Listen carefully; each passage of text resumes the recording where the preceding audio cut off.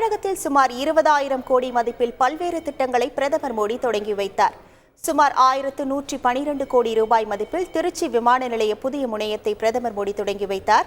விமான போக்குவரத்து, ரயில், சாலை, கப்பல், உயர்கல்வி, எண்ணெய் மற்றும் எரிவாயு துறைகள் தொடர்பான சுமார் 19,800 கோடி மதிப்பில் திட்டங்களை அர்ப்பணித்த பிரதமர் மோடி புதிய திட்டங்களுக்கு அவர் அடிக்கல் நாட்டினார். காரைக்குடி ராமநாதபுரம் தேசிய நெடுஞ்சாலை நடைபாதையுடன் கூடிய 2 வழிப்பாதை திட்டம், செட்டிக்குளம் நத்தம், திருச்சி கள்ளகம், சேலம் திருப்பத்தூர், வாணியம்பாடி 4 வழிப்பாதை திட்டம் உள்ளிட்டவற்றை பிரதமர் மோடி தொடங்கி வைத்தார். ஆசனூர் புதிய குழாய் முனையம், விஜயவாடா தர்மபுரி SPCL பைப்லைன் திட்டம், எண்ணூர், திருவள்ளூர், நாகை, மதுரை, தூத்துக்குடி இயற்கை எரிவாயு குழாய் திட்டம், கல்பாக்கம் விரைவு உலை எரிபொருள் மறுசுழற்சி ஆலை செயல் விளக்க திட்டம் உள்ளிட்டவற்றையும் பிரதமர் மோடி தொடங்கி வைத்தார்.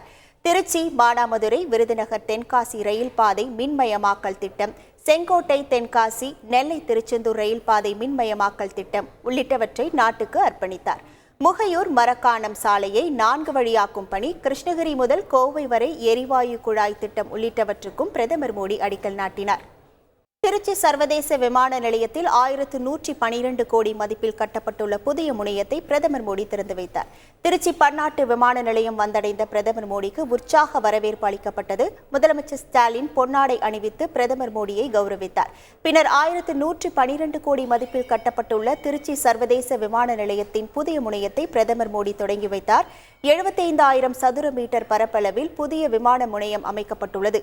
ஒரே நேரத்தில் 1,400 உள்நாட்டு பயணிகள், 2,900 வெளிநாட்டு பயணிகள் என மொத்தம் 4,300 பயணிகளை கையாள முடியும். பன்னாட்டு கலாச்சாரத்தை பிரதிபலிக்கும் வகையில் உயிரோட்டமான ஓவியங்கள் அங்கு வரையப்பட்டுள்ளன. முன்னதாக புதிய விமான நிலைய முனையத்தில் வைக்கப்பட்டிருந்த புகைப்படங்களை பிரதமர் பார்வையிட்டார்.